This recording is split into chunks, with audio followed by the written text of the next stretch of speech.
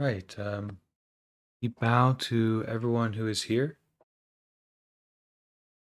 Thank you for making the skillful choice to make some time in your day and in your life for the meditative practice, the meditative state of mind, whatever that is for you. It's good that you're choosing to step into that and practice with that.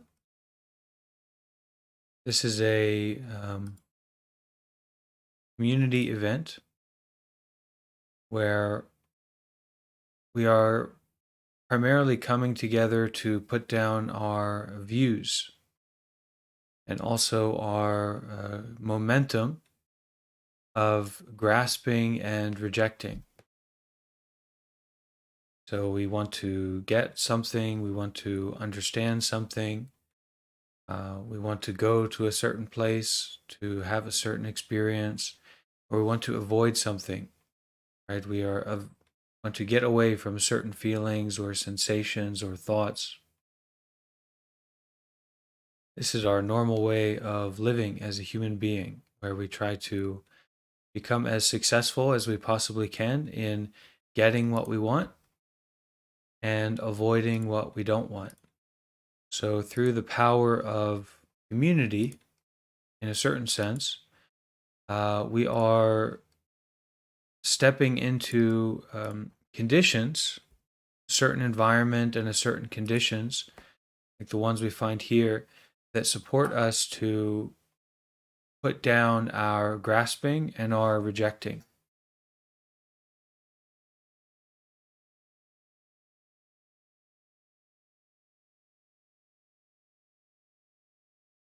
Buddhism is a path where we are working to establish our lives in relationship to the truth.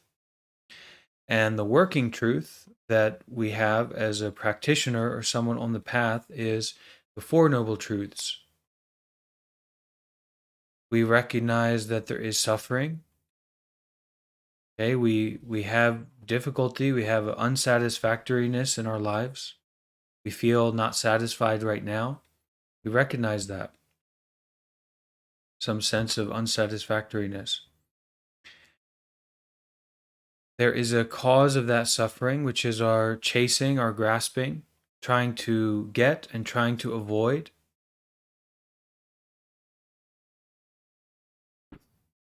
We keep suffering because we can't do that. Even if we could do that, I don't think we'd truly be happy, because what you get is still going to be impermanent. And what that experience of avoiding what you don't want is still going to be impermanent. And who is this person exactly that's getting what they want and avoiding what they don't want? That's not so certain. That's not so solid. Conditions are always changing, situations are always changing, and so too is our experience of selfhood, right?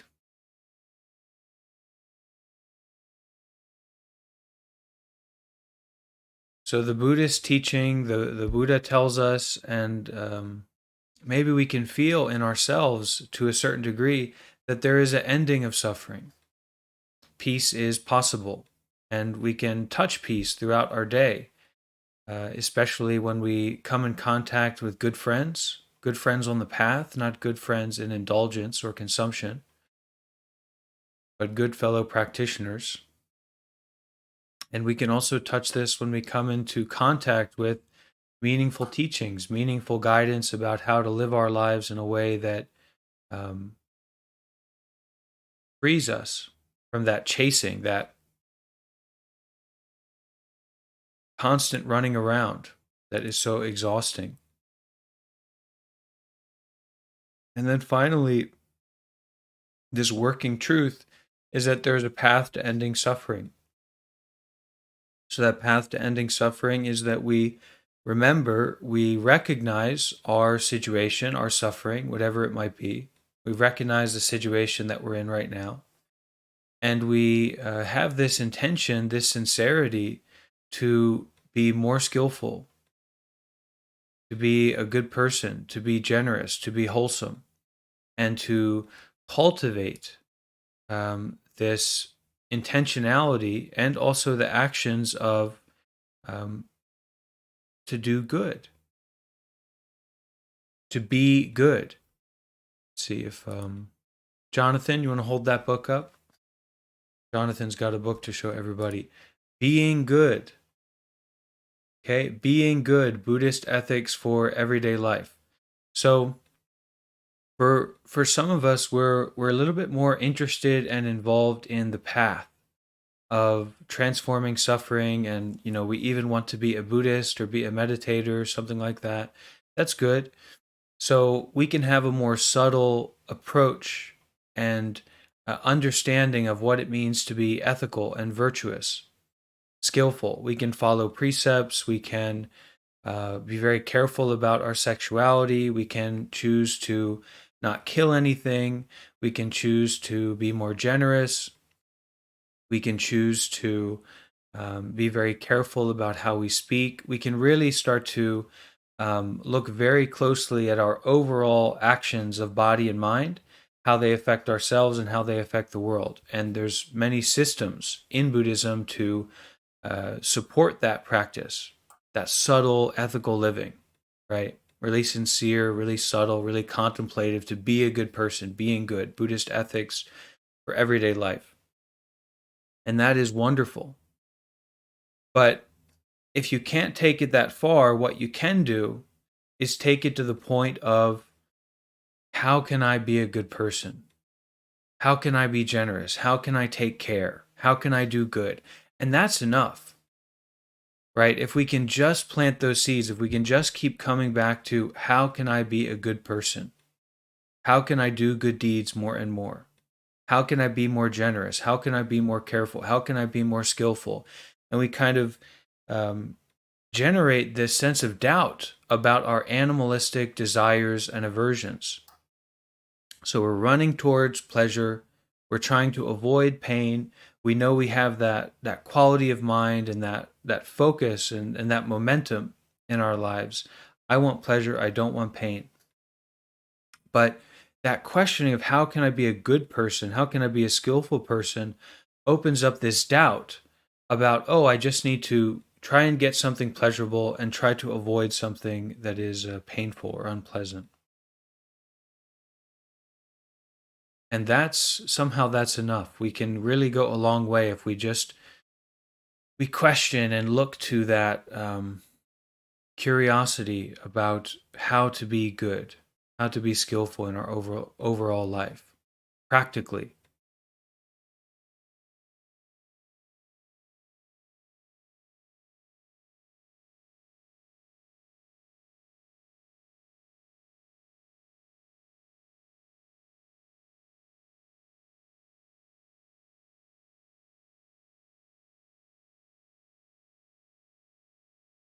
But there is a view in Buddhism, we can say this is the right view, that is very focused on not just a generosity of material things or intellectual possessions or states of mind, but actually a generosity of giving up, being willing to give up and give away our self-fixation, our self-fixated attachments and way of doing things. So that we see someone and now we're in a dualistic situation. I like this, I don't like that. I want this, I don't want that. This person is like this, I'm like that. We are aware of these experiences, but we give them away, we offer them out. We don't attach to them, we don't believe in them. We are in a state of awareness through abandoning, awareness through offering out. Whatever it is that we are stuck or fixated on, we're aware of it and we offer out. We detach from that. So this is a view of not someone, not some place, not some time, not something, but an opening out and a widening out of our view and our present moment experiencing.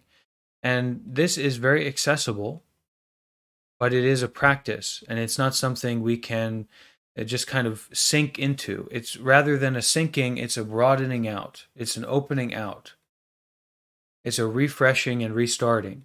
So a lot of people are approaching meditation in this way of to fall into a trance state or to fall into a special kind of experience. But with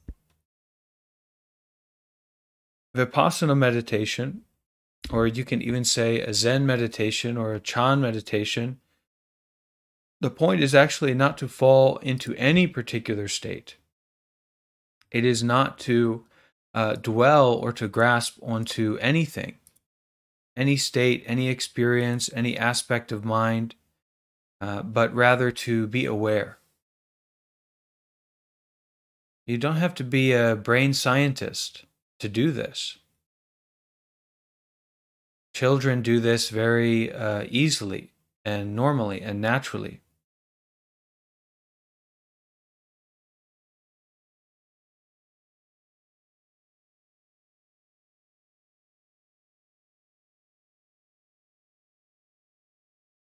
But in between these two values, kind of this starting point, which we can all start at and work with, which is that being good, being more skillful, being more careful, being more generous, more contemplative about how we exist in the world and how that affects our own mind and body and the mind and body of people around us, not just in the realm of desire and aversion, or getting what we want and avoiding what we don't want, physical pleasures or mental pleasures, but this kind of contemplation of how I can be good, how I can be a good person. And, then on this, maybe the further side, we'll mostly see like, completely detached or free of a self fixation, free of any kind of story, all of our burdens laid down and dropped away.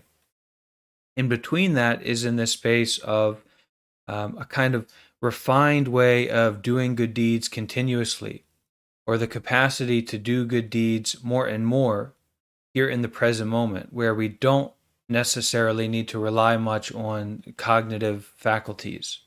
We don't need to wait for particular conditions to come about for us to practice our generosity, for to access this point of skillful living. And now we have what is generally referred to as mindfulness meditation. And just as in being generous or doing something good, the less that you complicate it, the less that you need to formulate it or have a sense of grasping or that I'm going to get something out of it, the better. So, for example, you see a homeless person, right? A destitute person that is in the street somewhere, and you say, "Oh, I want to offer something to them." So you go and approach them, and maybe you give them money, but also I think it can be quite nice. A lot of times, homeless people are nearby convenience stores or public areas, public spaces. So you can say to them, "Hey, I'm going to go into this grocery store. Can I get you anything?" And they'll say, "Sure, a bag of chips, a juice, or something. That'd be wonderful." Then you do it. So the less that you are caught up in, what am I going to get from this? What am I, going to teach this person by doing this? What are other people going to think about it? What's the best way for me to do this? It just pollutes the joyousness of the activity. Now, if you really get involved with doing work for homeless people, then of course your way of doing it is going to naturally become more subtle and more refined, but that's not so much related to your thinking about it. It's your practice, it's your engaging with your way of doing. And the same is true with meditation. The less complicated our method is, the more we are going to be able to enter into it and bring it into our life as a whole.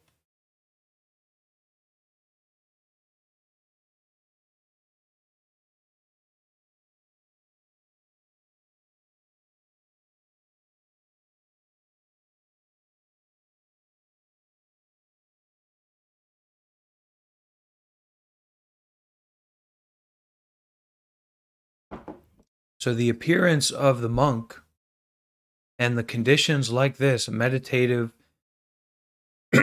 area and space, gives us this opportunity to drop self-view, to drop other view, and to enter into the door of practice, of mindfulness without conceptuality, mindfulness without concepts or stories. Now, keep your wits about you. Who knows what's about to happen or what could happen? But there's also this avenue to recognize the thinking mind, okay, and the almost the calculating mind, the contrived mind, the we look at each other, we check people out. What's this? What's that? What's going on? But there's also this place, these conditions to drop, to offer out. And this is what we're primarily focusing on together in this community. This is the practice that we're here to do.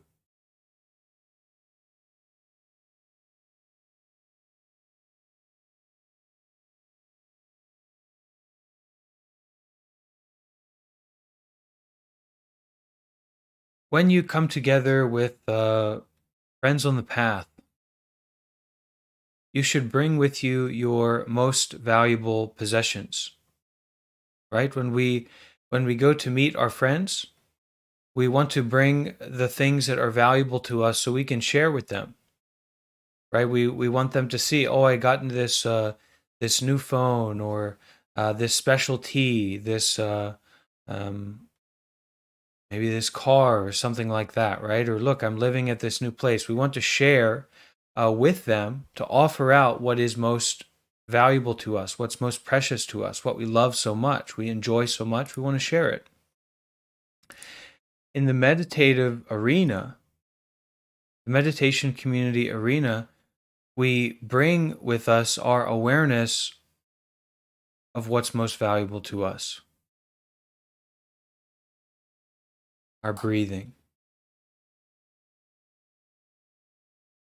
our seeing, our capacity to hear, our awareness of the body, our capacity to be with the body and be with these mental and physical formations that come up with a sense of gentleness and softness and awareness, and also this detachment, this offering out, not getting stuck on it, not getting lost in it. And in that way, we continuously to inspire and support one another, and to understand that we can be in relationship in this way.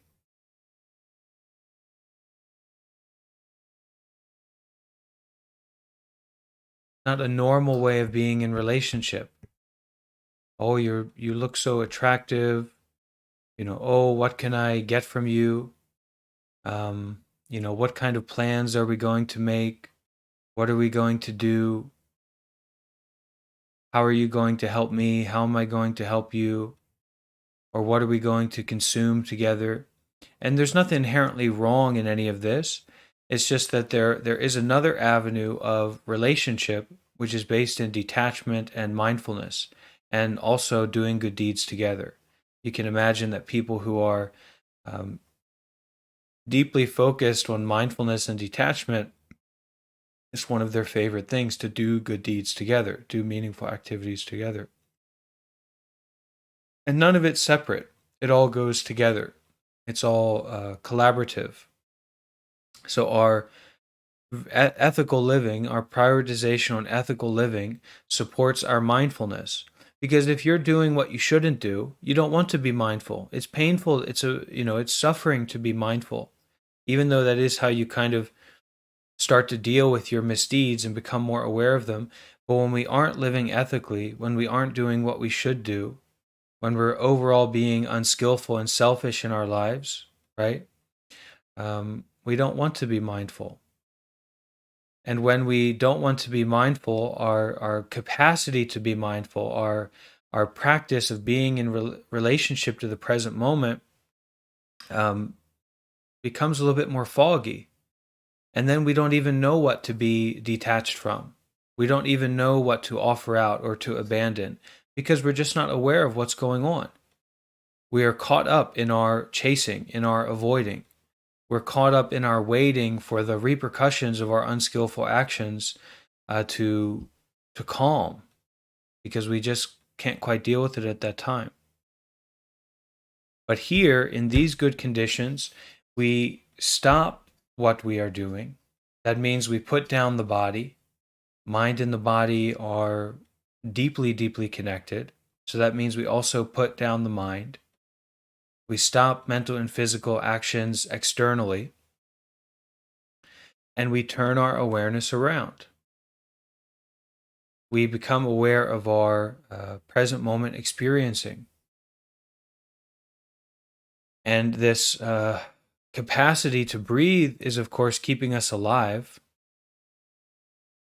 but it's also a source of collected attention so that we can be clearly and precisely aware of what's happening right now, as best as we can know, as best as we can look.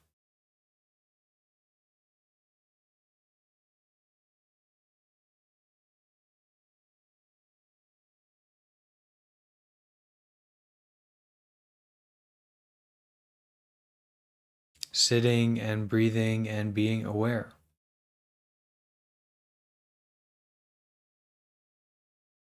And through that, not only being in relationship with ourselves, but being in relationship with the entire world, being in relationship with the past, the future, all dimensions, all realms, but doing so from a place of not looking outwardly to any qualities or certain aspects of the experience, but rather looking to the present moment experiencing itself, especially as it relates to the body.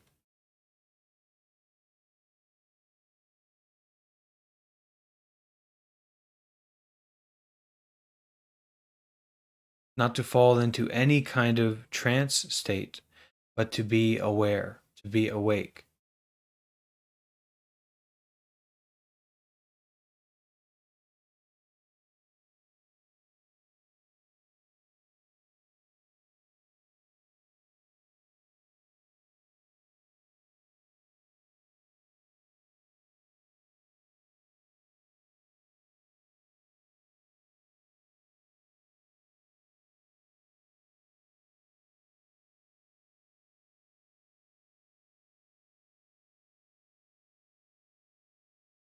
You can imagine if you were on a long journey, the smallest things that you are carrying with you will become very heavy. Your situation where you are carrying these things along with you is going to become very heavy because this is a long journey and you're carrying many things, small or not, with you. Solving the dilemmas of your mind or your body or the truth about karma and reincarnation and your relationships with everyone and with yourself is secondary to you unburdening yourself to continue on this journey, to put down what is unnecessary. And it certainly, if it's necessary, if it's needed, you'll turn around. You'll be sure of that. You put it down, you kept on walking, you'll turn around and you'll go back and pick it up. So you don't need to worry about holding on to things or picking up things because you already will do that. That's your habit energy. That's your problem more than it is something you need to defend or give energy to.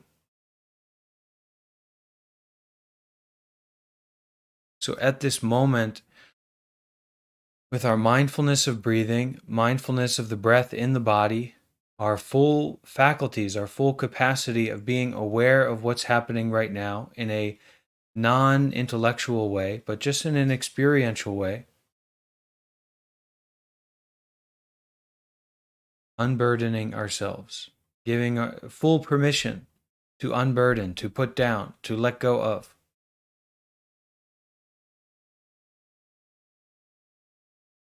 And that is truly a joy.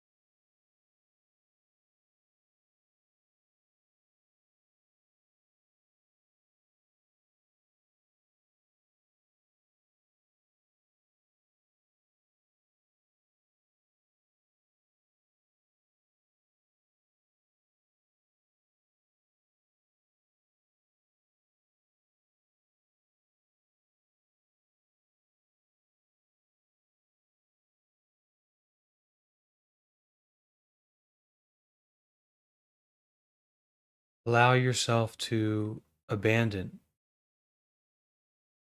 to put down.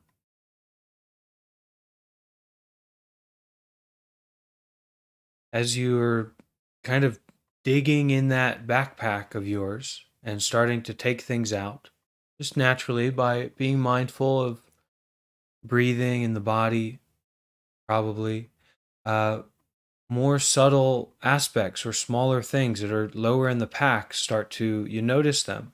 And there's a natural tendency, because you haven't seen this in a while or you haven't felt this in a while, to grasp at it, to get stuck on it in some way. But that's not necessary. Put the bag down, put the body down, just sit down, take the burden off.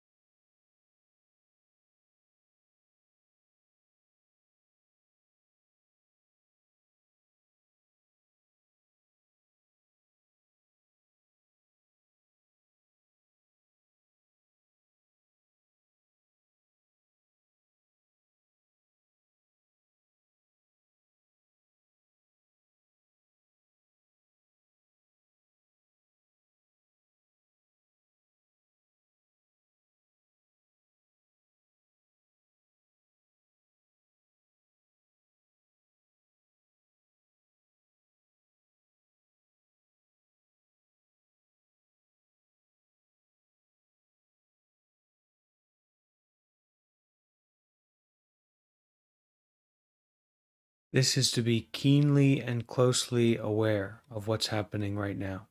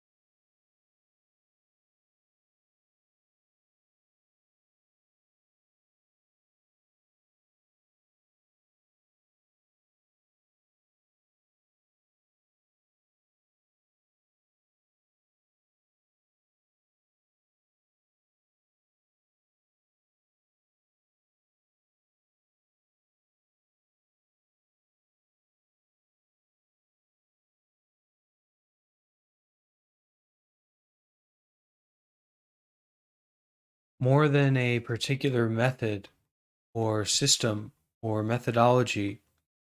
The question is, how interested are you? How curious are you about this situation? Don't put it outside of yourself. Don't make it rely on someone else. Don't even make it rely on your story about, your real, quote unquote, real situation. I work here, I'm involved in this is my house. But to really be interested, how interested are you in the situation that you find yourself in right now? There certainly appears to be a body. What is the mind? What is the self? Don't think about it, but it's kind of words to bring up this sense of interest, curiosity.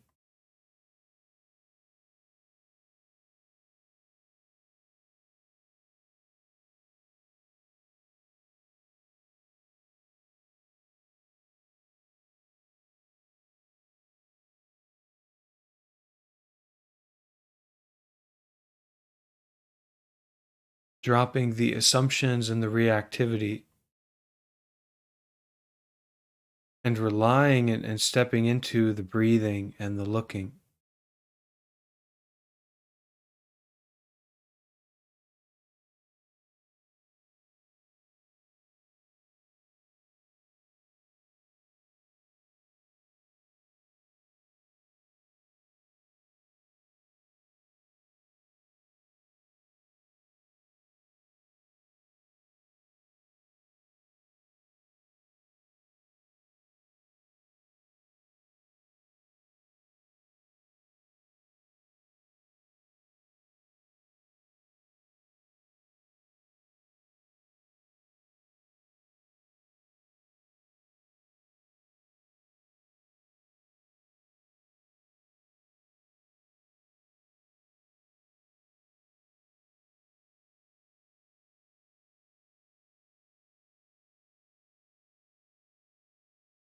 The enjoyment is important, so it's not for us to force something or to struggle in some way, but even more important, even if that enjoyment of looking inward and kind of being with what's happening right now, even if that isn't fully there, you can bring up this interest, this curiosity, especially when you emphasize that breathing process. Each and every breath is valuable, wonderful, certainly very interesting.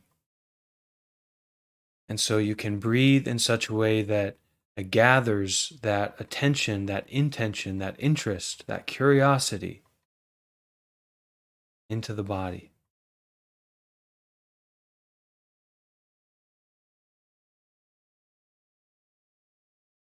All of these stories and judgments and past and future, and there's just so much nonsense. It's uncomprehendable how much nonsense there is in our lives, in our relationships with other people, in the society, the world. And yet, here, what's most essential, what's most valuable, what's most real for us and relevant to us, this body, this breathing, this present moment experiencing, right at the core of reality.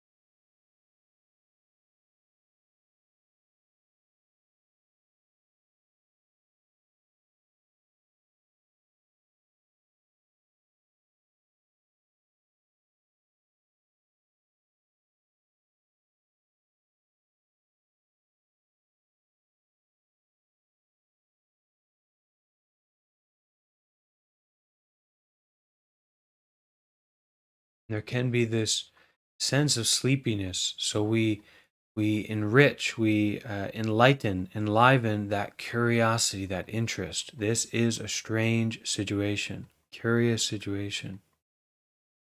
The body as it is right now.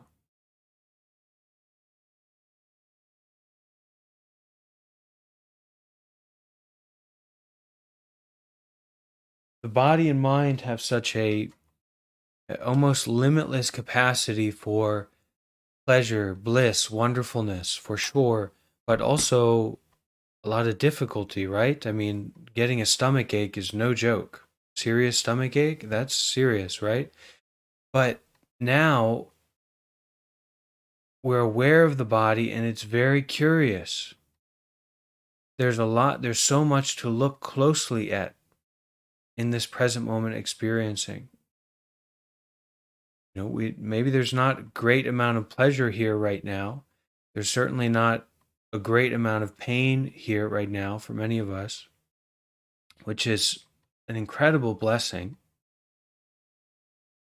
to be healthy, to not be in this kind of pain. The importance of the body and really taking an interest in it, but not in a trance. It's this present moment curiosity,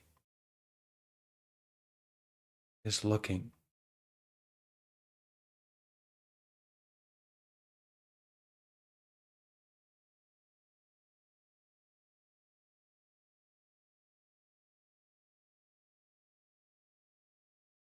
It's almost as if there was a sound or a whisper.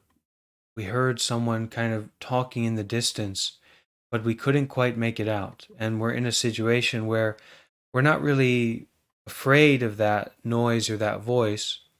And it's not super important that we go towards it or that we understand it, but we're very, very curious to hear what that slight voice is saying. And now with our method, with our breathing and our mindfulness, we have a capacity to listen fully to that voice, to go closer and closer to it. More and more curious about what the body, the breathing, the heart is expressing at this present moment. More and more curious about it.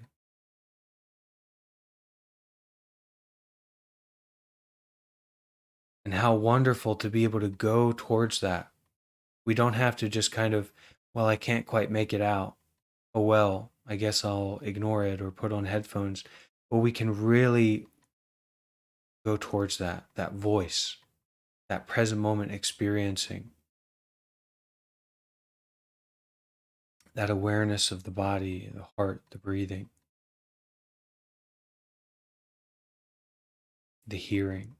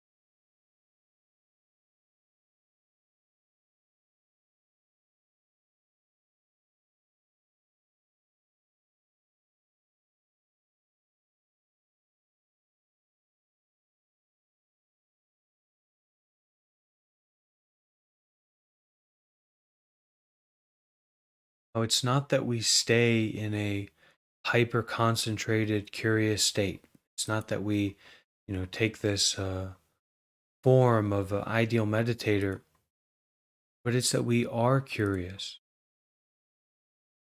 We come back again and again to this present moment breathing, this curiosity.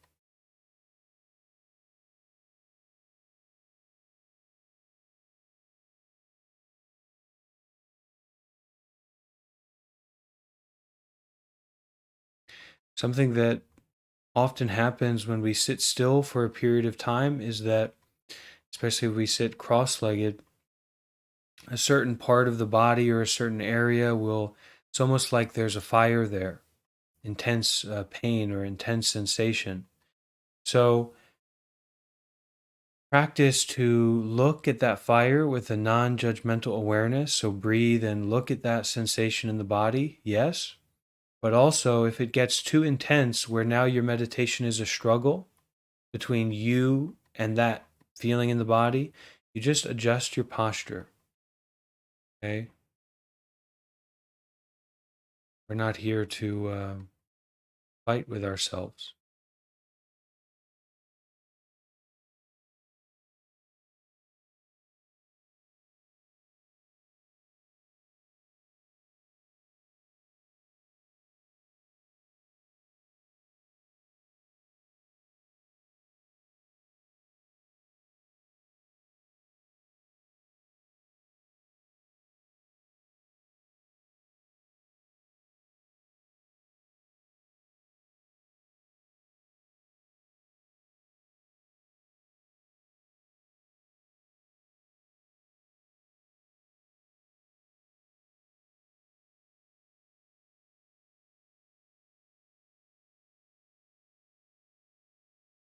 Rather than endeavoring to be successful in your meditation, endeavor to abandon all ideals, all concepts of success.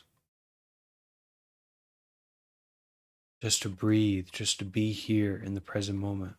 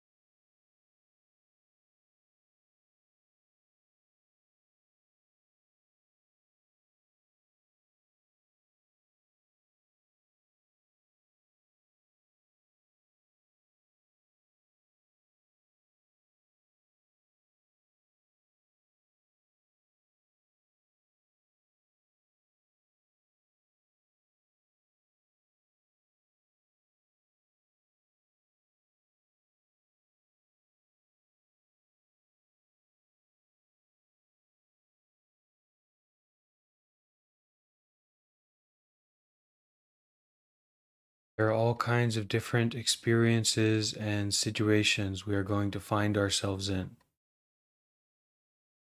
So do not take this practice of meditation to try and get yourself into a ideal situation or an ideal experience.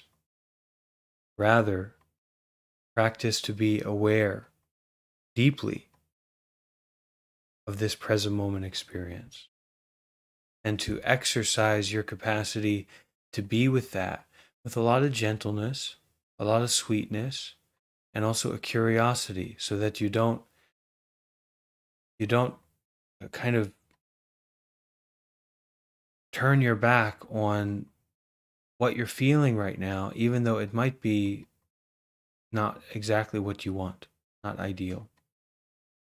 But even look at that.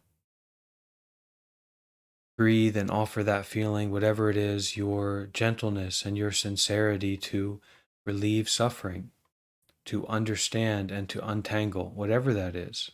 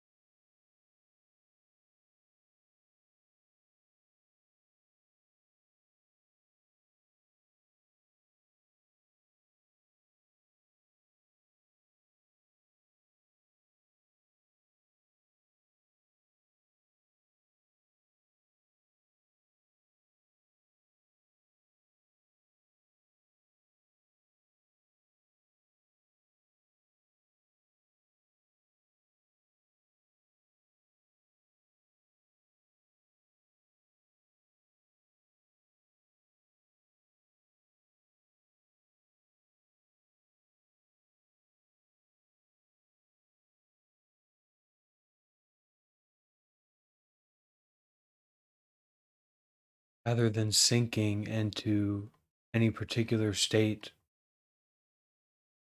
offer out whatever state it is that you have. Broaden out, widen out your experiencing, your awareness.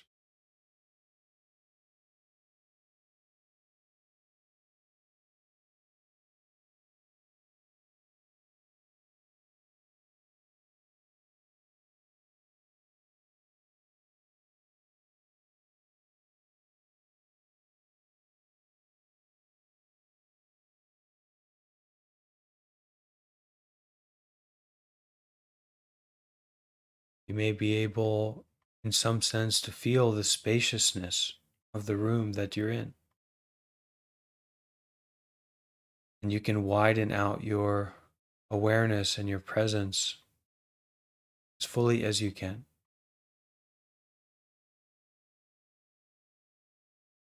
So aware of the body, sure, but also the spaciousness inside and outside of the body, the openness of this experience.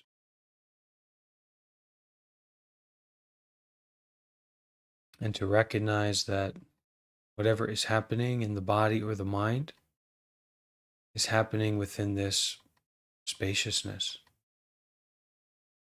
this openness, this non intellectualness.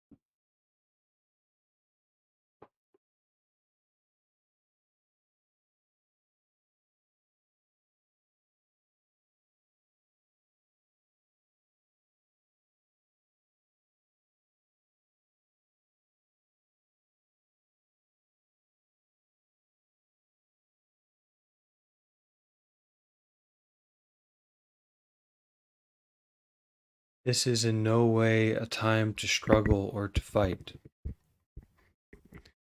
So please be generous with changing the position of your body or mind so that you are not in a state of struggle.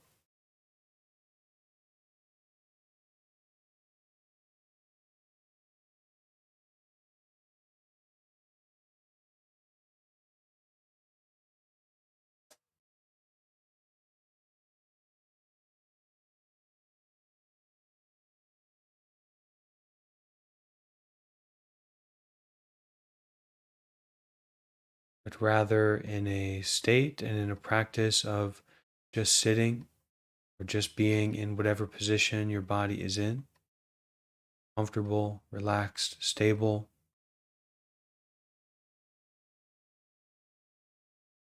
breathing and being aware.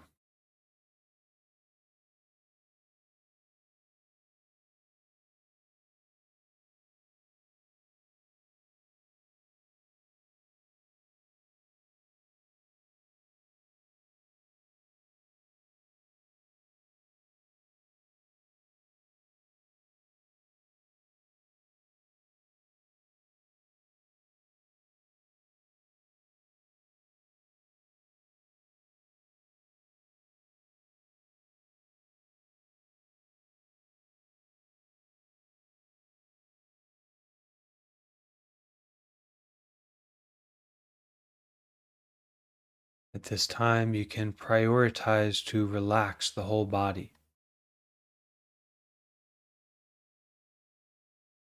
Relax the state of your mind, not to be fixated on any particular way of doing things or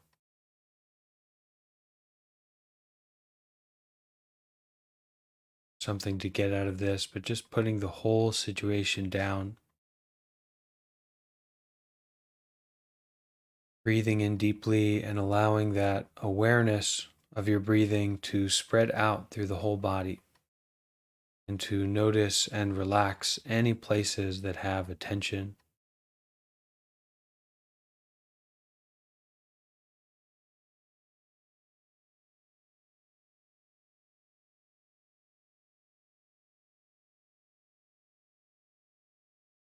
Breathing in deeply and allowing that awareness of your breathing to spread out through your mind consciousness.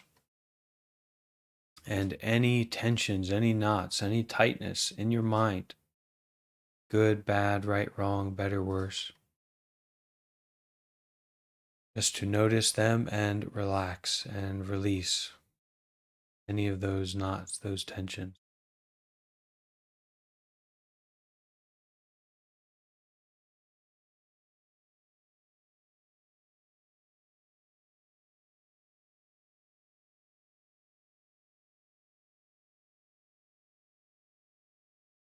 Breathing in, fully aware of the entire mind body experience at this present moment.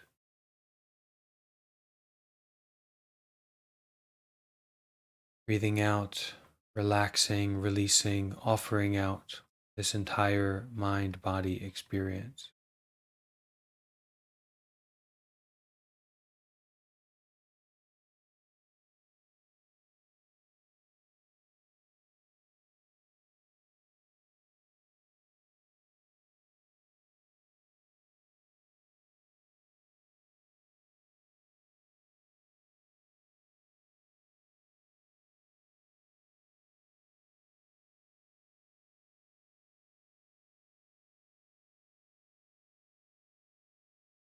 Breathing in, aware. Breathing out, relax.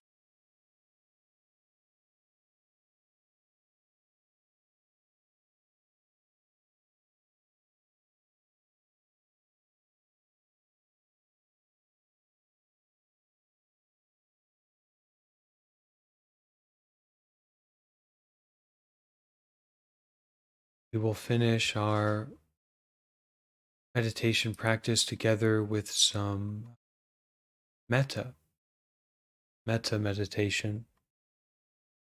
And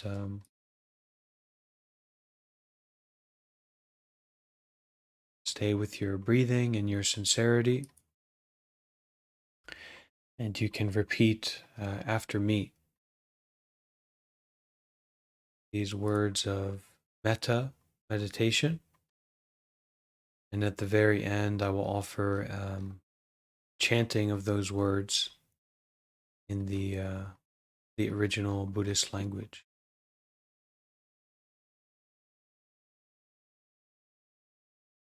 So please repeat after me.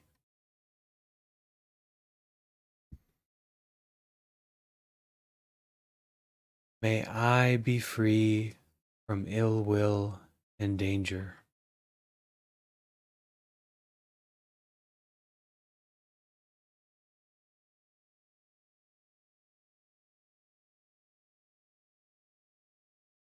May I be free from all ill will and danger.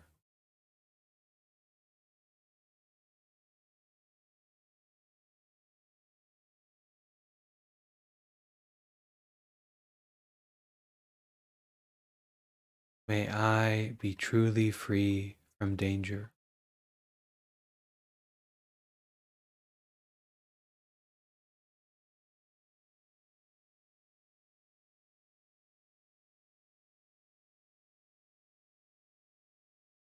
May I be free from mental suffering.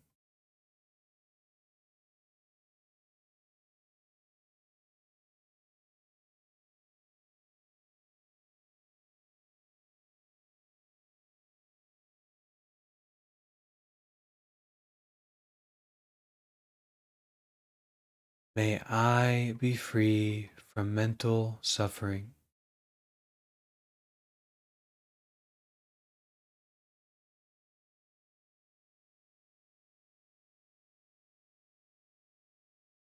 May I be truly free from all mental suffering.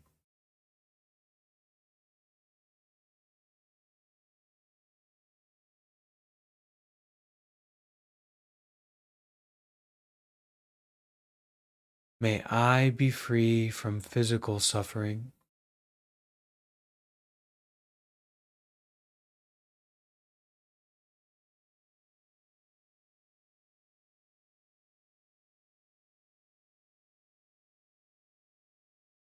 May I be free from all physical suffering.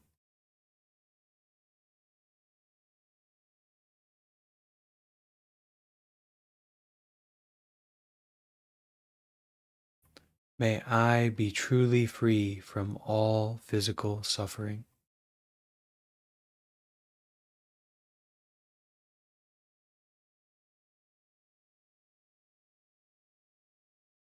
May I take care of myself happily.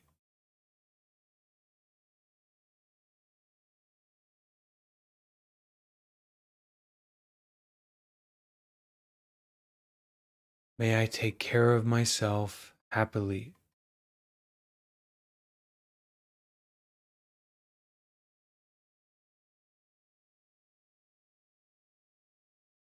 May I do my very best to take care of myself happily.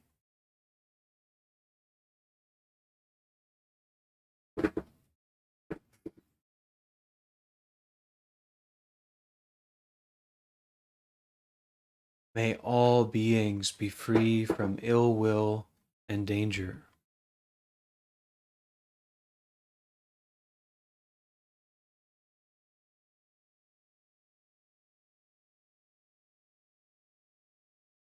May all beings be free from ill will and danger.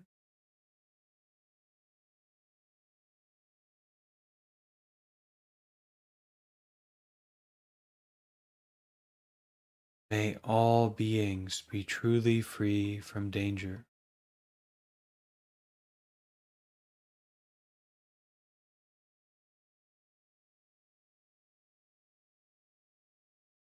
May all beings be free from mental suffering.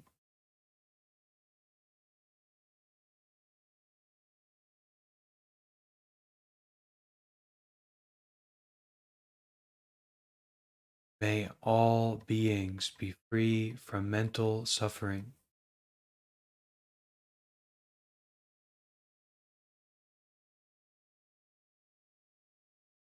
May all beings be free from physical suffering.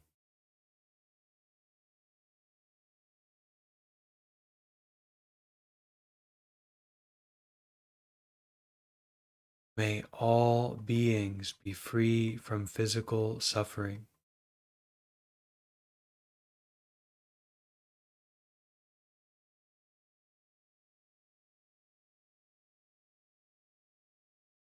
May all beings take care of themselves happily.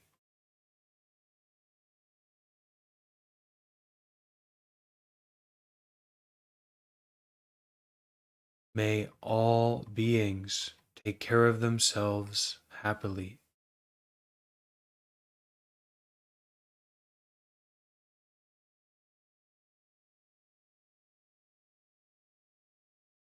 May all beings be happy.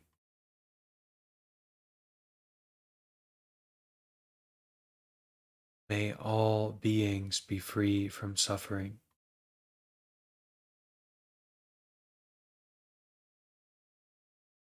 May it be so. May it be so. May it truly be so.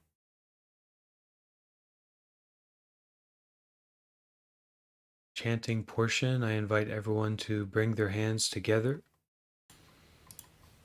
So we offer our hands together as a way of sincerity and coming together. And welcome to listen along to this Buddhist chanting, which is simply the words we just recited together in a traditional Buddhist language.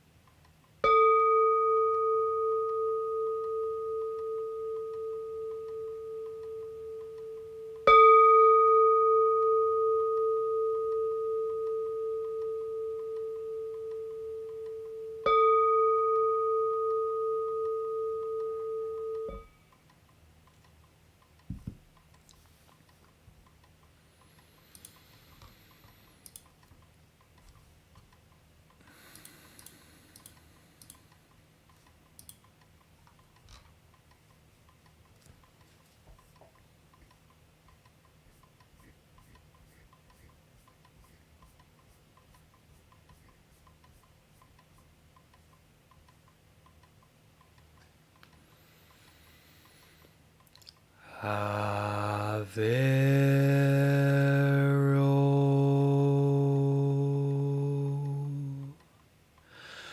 Homi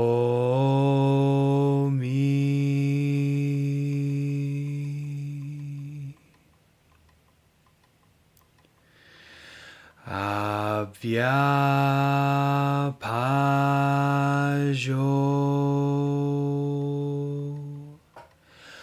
Homi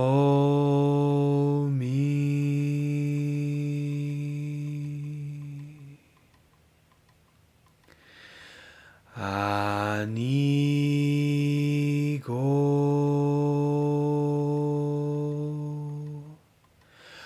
Homi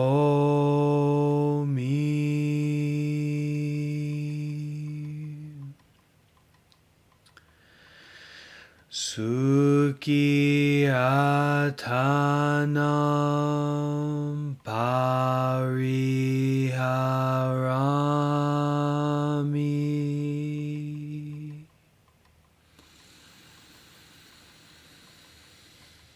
Sabbe Sata Averahontu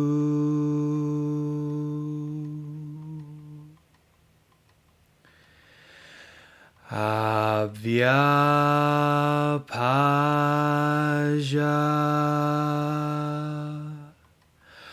Hontu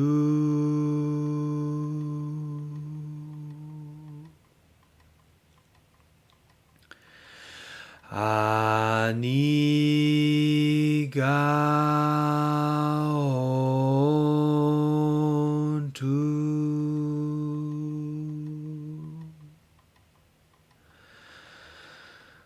Sukhiyatanam pariharantu.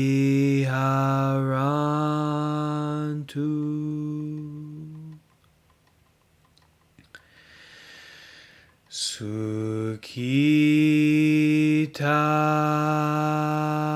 hota.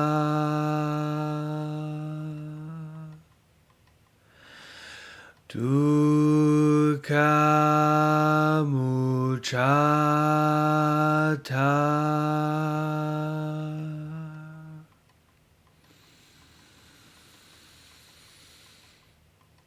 Sadhu.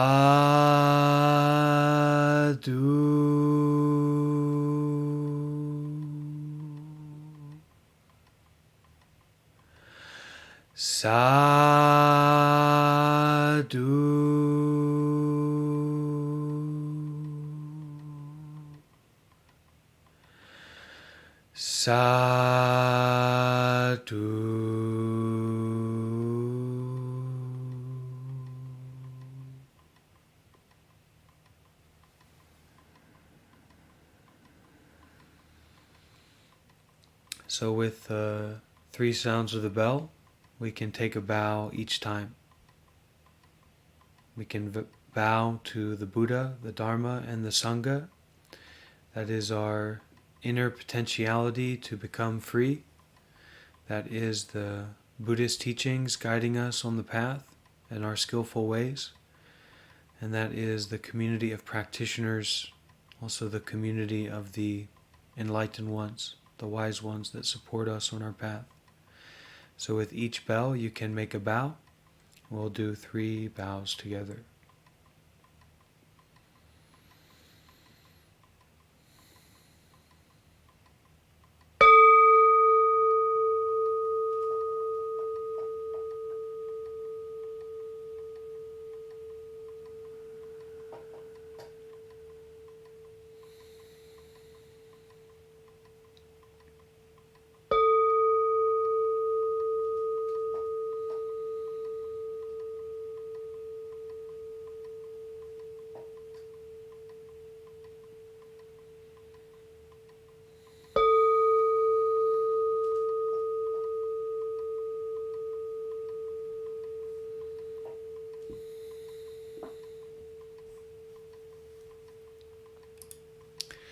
So, may you all be well, happy, and peaceful. Thank you all for joining in this live meditation experience.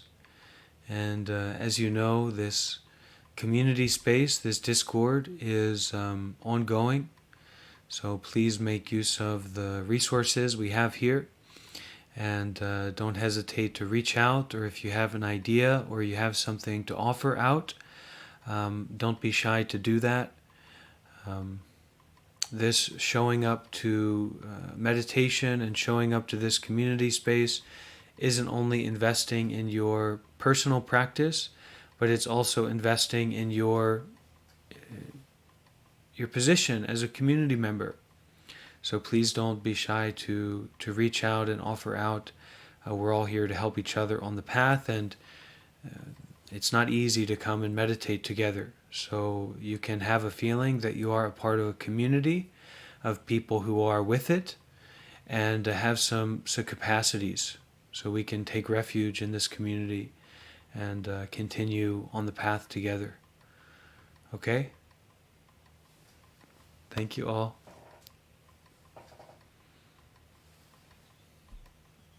Okay. You too. Take care.